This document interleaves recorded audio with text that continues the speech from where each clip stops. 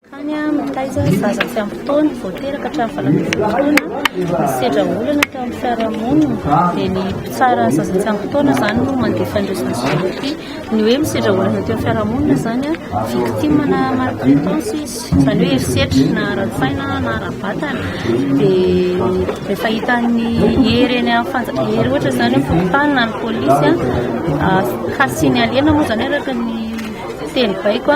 dia alefa ty amin'ny akany izy mba hoarovana. Misy koa nefa zaza miandry fitsarana vavy daholo moa izany no teneny miandry fitsarana ohatra hoe reny toreny olona izany izy fa navita zavatra teo anivon'ny fiarahamonina ohatra hoe détention de drogue na association de malfaiteurs dia reny izany miandry fitsarana mba tsy handefasana zany amponja satria zaza mbola azo ireny izy dia alefa amin'ny akany fanabeazana koa izao zany mandrapatonga ny fitsarana anazy dia mandritra ny enquête koa zany izy dia aty ihany fa rehefa tonga fitsarana dia hoe afaka madidio izy na misy sursis asazy miantona dia izay izy enina ambin'ny folo zany izy izao fa mikely indrindra zany izao dia roa taona sy tapany lehibe indrindra fito ambin'ny folo taona fa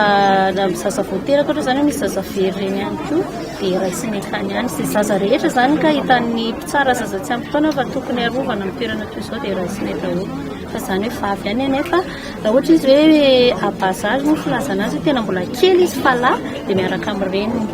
dia miara-mipetraka tena hitako lehibe indrindra moa zany zao dia ohatra hoe consommation de cannabis dia resaka proxénétisme zany dia rehefa adiadiana moa ny ankizy zany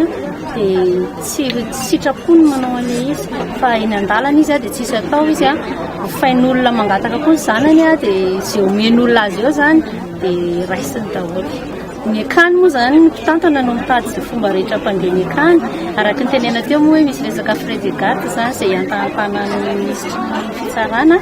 dia izay zany no mampandeha ny akany toy izao fa dia ny 700 zany dia amin'ny malala-tanana satria izay zany manao resaka parrainage amina projet de vie